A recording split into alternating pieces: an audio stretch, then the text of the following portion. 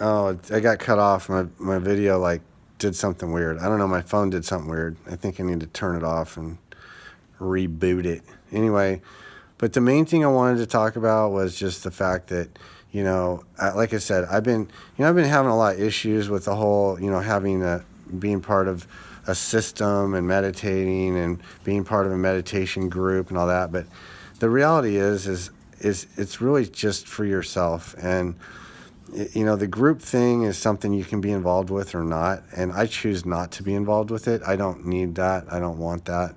And but having an assistant, having this connection to these, like I said, these spiritual beings, their mandate is to raise consciousness of the individual and direct us towards God, towards Source, give us insight.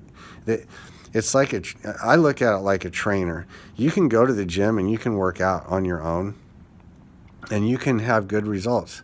You can have good results. You can seek God on your own accord, and you can absolutely achieve the goal.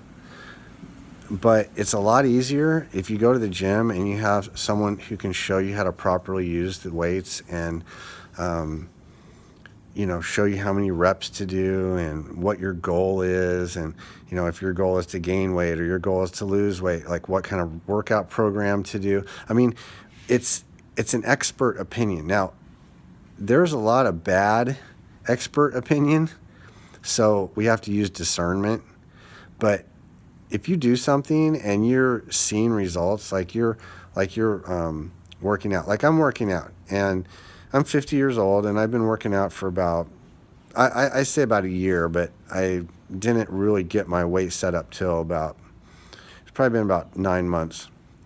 But I've been working out regular, jiu-jitsu and all that before, and I used to lift weights. But sometimes I'll start questioning myself, oh, is this really worth it? Am I really? But the weights don't lie. There's no lying involved with the weights. You can either lift it or you can't. And I've gotten so much stronger. It's really amazing. So the same thing with this meditation. I've gotten so much benefit, and I've had like changes in my life, positive changes that I can't deny. And at some point you just have to go with it. It's like at some point you just have to quit fighting it and just say, okay, and I'm working on it. It takes time. I still feel like, kind of standoffish about it. And it's kind of interesting because Rufus, my heartfulness trainer or whatever they call him, he gave me a contact of a guy who I could go and get a sitting from, so a direct sitting. And so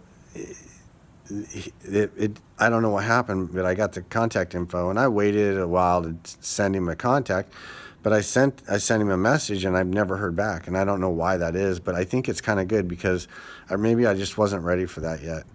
I wasn't ready to go, kind of be around some. I don't know. I know it sounds stupid, but after being through this stuff with the Transcendental Meditation, I just feel no desire to be part of a group. There's too much bullshit, to be honest. It's just too much ego, too much bullshit, too much competition. People are competing with each other. And I'm not saying that's with this heartfulness at all.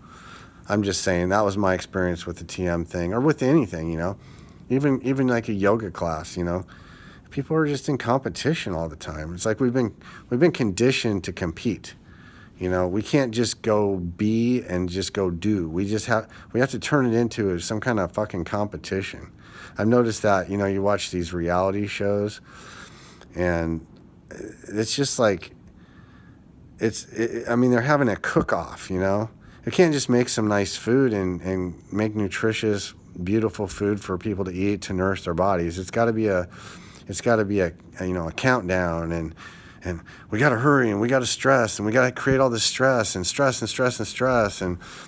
so the people eating the food are getting all the stress, and it's like, it's just crazy. I'm just tired of it. I think people are getting tired of it, and I don't know.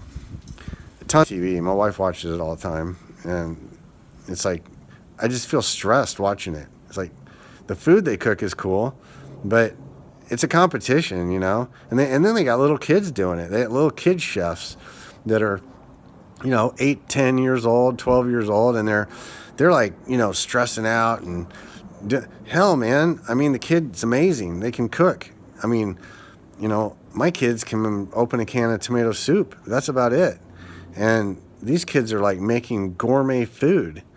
That should be enough, but it's not. You know, it's got to be a competition, you know, and they gotta work in that angle all the time. I'm just so disgusting, you know, and we got to get away from that. We got to get back to cooperation, not competition, because that's where it's really at. Anyway, I got stuff to do. I'll talk to you later. Have a good day.